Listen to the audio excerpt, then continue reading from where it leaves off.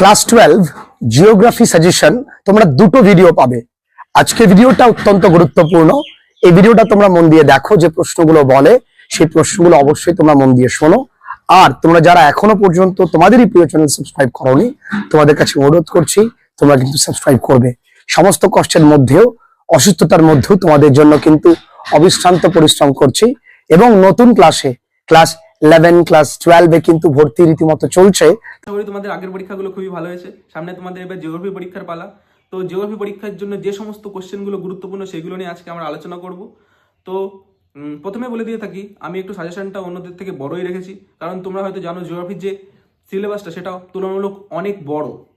প্রত্যেকটা ইউনিটের আবার 4-5টা করে ভাগ রয়েছে, সেই জন্য তুলনামূলক সাজেশনটা একটু বড় হয়েছে। 2 মার্কসের কোশ্চেন আমি একটু বেশিই রেখেছি। দেন 5 মার্কসের কোশ্চেন, 3 মার্কসের কোশ্চেন যেগুলো আছে সেগুলো আমি একটু তুলনামূলক কমই রেখেছি। তোমরা আশা করি এই কোশ্চেনগুলো ফলো করে গেলেই পরীক্ষায় কমন পেয়ে যাবে। তো মিঠুন স্যার ফ্রেন্ড ইন আর্নিংকে এই সুযোগটা দেওয়ার জন্য খুবই ধন্যবাদ। তো কথা না বলে চলো তোমাদের 4th সেমের জন্য যে সমস্ত কোশ্চেনগুলো খুবই ইম্পর্টেন্ট সেগুলো নিয়ে আলোচনা করি। দেখো, প্রথমে তোমাদের ফান্ডামেন্টালস অফ ফিজিক্যাল জিওগ্রাফি থেকে 2 মার্কস, 3 মার্কস আর 5 মার্কসের 3 মার্কসেরই কোশ্চেন আসবে। তো প্রথমে 2 মার্কস নিয়ে আলোচনা করব। 2 মার্কসের যেগুলো ইম্পর্টেন্ট দেখো, কনভেয়ার বেল্ট কি, ট্রান্সফর্ম চ্যুতি কাকে বলে, ত্রিপাত সীমানা ত্রিমুখী সংযোগ বা ত্রিপাত সম্মেলন কাকে বলে, মায়োজিওক লাইন কাকে বলে, ইওজিওক লাইন কাকে বলে, তপ্তবিন্দু কাকে বলে, প্লিউম কাকে বলে, বেনিয়ক অঞ্চল কাকে বলে, কার্ডিলেরা কিভাবে সৃষ্টি হয়, মেলাঙ্গি কাকে বলে, ক্রেটন কাকে বলে, বিপরা নদী পুনর্ভবা নদী কাকে বলে, অর্ধরপেত নদী কাকে বলে, খরস্রোতা বা র্যাপিডস কি, ক্যাটারাক্ট কাকে বলে, ফেজ কাকে বলে, উর্মিভঙ্গ কাকে বলে, স্টাকোস্টাম কাকে বলে, উপোদ্ভা লেগুন কাকে বলে, মেসা ও বিউট কি, বহির্বিদত্ত সমভূমি কাকে বলে, ভ্যালি ট্রেন কি, রিয়া উপকূল কাকে বলে, ডালমেশিয়াম উপকূল কাকে বলে, মোনাডনক কাকে বলে, ইনসেলবার্গ বা বোনহার্ট কাকে বলে, নিক বিন্দু কাকে বলে, অথবা নিক বিন্দুতে জলপ্রপাত গড়ে ওঠে কেন, ঘূর্ণপাতের চক্ষু কাকে বলে, বিএস ও বিডব্লিউ জলবায়ু বলতে কি বোঝো, একমান স্পাইরাল কাকে বলে, এল নিনো লানিনো কি, মগ্নচারা দুটি গুরুত্ব লেখো, আলফা বিটা গামা ডেল্টা বৈচিত্র্য কাকে বলে, ইকোট্যুরিজম কাকে বলে, জীবমণ্ডল সংরক্ষণ বা বায়োস্ফিয়ার রিজার্ভ কাকে বলে, জিন ব্যাংক কি, রেড ডেটা বুক কাকে বলে, আর বায়োডাইভার্সিটি হটস্পট বলতে কি বোঝো বা জীববৈচিত্র্য উষ্মকেন্দ্র বলতে কি বোঝো। নেক্সট 3 মার্কসের যেগুলো ইম্পর্টেন্ট, গিরিখাত ক্যানিয়নের মধ্যে পার্থক্য, পলল ব্যাজিনী ও পলল শঙ্কুর মধ্যে পার্থক্য, অশ্বকৃতির হ্রদ কিভাবে সৃষ্টি হয়, সোয়াশ ও ব্যাকওয়াশের মধ্যে 3টে পার্থক্য লেখো, জুগান ও ইয়ারদাংয়ের মধ্যে পার্থক্য লেখো, ফিয়র্ড ও ফিয়ার্ডসের মধ্যে পার্থক্য লেখো, ডেভিসের ট্রই বা ট্রিও অফ ডেভিস কি, সমপ্রায়ভূমি বা পেলিপ্লেন ও পাদোসভূমির মধ্যে পার্থক্য লেখো, নিক বিন্দুতে জলপ্রপাত কেন গড়ে ওঠে, ব্যারোক্লিনিক তরঙ্গ মতবাদটি লেখো, কোপেনের শ্রেণীবিভাগের যে জলবায়ু শ্রেণীবিভাগ তার ত্রুটিগুলো উল্লেখ করো, নিউ ফাউন্ডল্যান্ড উপকূলে কুয়াশা ও ঝড়ঝঞ্ঝা সৃষ্টি হয় কেন, গ্র্যান্ড ম্যাং বাণিজ্যিক মৎস্য ক্ষেত্র হিসেবে গড়ে উঠেছে কেন, মগ্নচরার বাণিজ্যিক গুরুত্ব উল্লেখ করো।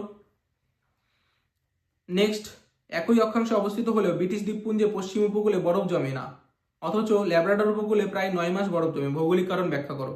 ক্রান্তীয় অঞ্চলে জীববৈচিত্র্য সর্বাধিক কেন, ইনসিটু সংরক্ষণ এক্সিটু সংরক্ষণের মধ্যে পার্থক্য। নেক্সট 5 মার্কসে যেগুলো ইম্পর্টেন্ট রয়েছে সেগুলো হলো, চিত্রসহ অভিসারী পাতসীমানা গঠিত ভূমিরূপগুলি আলোচনা করো, নদীর ক্ষয়কার্যের ফলে গড়ে ওঠা যে কোনো 5টি ভূমিরূপ চিত্রসহ বর্ণনা করো, মরু অঞ্চলে বায়ু ও জলধারা মিলিত সঞ্চয় কার্যের ফলে গড়ে ওঠা যে কোনো 5টি ভূমিরূপ বিবরণ দাও, হিমাবহ জলধারা মিলিত সঞ্চয় কার্যের ফলে গড়ে ওঠা যে কোনো 5টি ভূমিরূপের সচিত্র বিবরণ দাও, উইলিয়াম মরিস ডেভিস বর্ণিত স্বাভাবিক ক্ষয়চক্র বিভিন্ন পর্যায়ে উন্মুক্ত চিত্রসহ আলোচনা করো, খুবই ইম্পর্টেন্ট কোশ্চেন। কোপেনের শ্রেণীবিভাগের সমালোচনা করো, আর মানব জীবনের উপর সমুদ্র স্রোতের প্রভাব লেখো, জীববৈচিত্র্য বিনাশের কারণগুলি লেখো। এগুলো ছিল তোমাদের ফান্ডামেন্টালস অফ ফিজিক্যাল জিওগ্রাফির কোশ্চেন, যেগুলো খুবই গুরুত্বপূর্ণ। দেন নেক্সট আসবো আমরা ফান্ডামেন্টালস অফ হিউম্যান জিওগ্রাফি। এখান থেকে তোমাদের 2 মার্কস আর 3 মার্কসের কোশ্চেন আসবে। তো 2 মার্কসের যেগুলো দেখো, জনস্বল্পতা জনবিরলতা কাকে বলে, কাম্য জনসংখ্যা কাকে বলে, জনসংকীর্ণতা বা জনাধিক্য কাকে বলে, শূন্য জনসংখ্যা বৃদ্ধি বলতে কি বোঝো, কাম্য জনসংখ্যা দুটি বৈশিষ্ট্য লেখো, জনবিবর্তন মডেল কি, ম্যালথুসিয়াম চক্র কি, চীনের এক সন্তান নীতি কি, মানব উন্নয়ন সূচকের সংজ্ঞা দাও, মোট অভ্যন্তরীণ উৎপাদন বা জিডিপি কি, মানব উন্নয়ন সূচক কি, মোট জাতীয় আয় কি, দরিদ্র রেখা কি, কল্যাণমূলক দৃষ্টিভঙ্গিতে টপ ডাউন অ্যাপ্রোচ বলা হয় কেন, অমর্ত্য সেনের সক্ষমতা তত্ত্বে ব্যক্তি স্বাধীনতার গুরুত্ব কি। নেক্সট 3 মার্কসের যেগুলো ইম্পর্টেন্ট সেগুলো হলো আন্তর্জাতিক জনসংখ্যা বন্টনে পরিব্রাজনের ভূমিকা লেখো, ম্যালথাসের জনসংখ্যা তত্ত্বের গুরুত্ব লেখো, জনকীর্ণতার কারণগুলো লেখো, জনকীর্ণতার সমস্যাগুলি লেখো, জনকীর্ণতা ও জনস্বল্পতার মধ্যে পার্থক্য লেখো, মানব উন্নয়ন সূচক এবং মানব দরিদ্র সূচকের মধ্যে পার্থক্য, জিডিপি ও জিএন এর মধ্যে পার্থক্য, অমর্ত্য সেনের সক্ষমতা তত্ত্বের গুরুত্ব আলোচনা করো।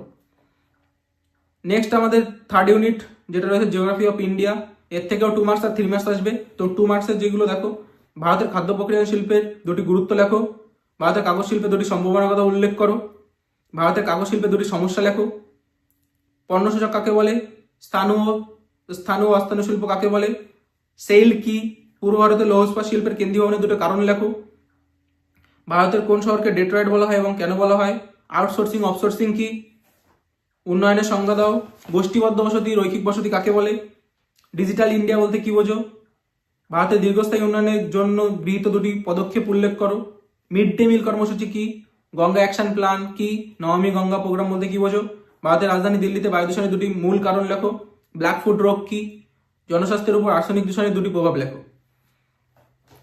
নেক্সট তোমাদের 3 মার্কস যেগুলো ইম্পর্টেন্ট এই চ্যাপ্টার থেকে, ভারতের মোটর গাড়ি নির্মাণ শিল্পের দ্রুত উন্নতির 3টি কারণ লেখো, ভারতের খাদ্য প্রক্রিয়াকরণ শিল্পের উন্নতির 3টি কারণ লেখো, ভারতের বাণিজ্যিক সামুদ্রিক মৎস্য আহরণের সমস্যাগুলি বিশ্লেষণ করো, ভারতের দুটো অটোমোবাইল শিল্পের বিকাশের কারণ কি, ভারতের দীর্ঘস্থায়ী উন্নয়নের জন্য গৃহীত 3টি পদক্ষেপের কথা লেখো, মানব বসতি ধরন অনুসারে গ্রামীণ বসতির 3টি ধরন সম্পর্কে লেখো, গাঙ্গেয় অববাহিকার জল দূষণের 3টি প্রভাব সম্পর্কে আলোচনা করো, গঙ্গা নদী দূষণের 3টি প্রধান কারণ উল্লেখ করো, পশ্চিমবঙ্গের দক্ষিণের জেলাগুলিতে আর্সেনিক দূষণের 3টি কারণ উল্লেখ করো। এইগুলো ছিল তোমাদের ইম্পর্টেন্ট কোশ্চেন। আশা করি এই সমস্ত কোশ্চেনগুলো তোমরা প্র্যাকটিস করলে পরীক্ষায় সাফল্য পেয়ে যাবে।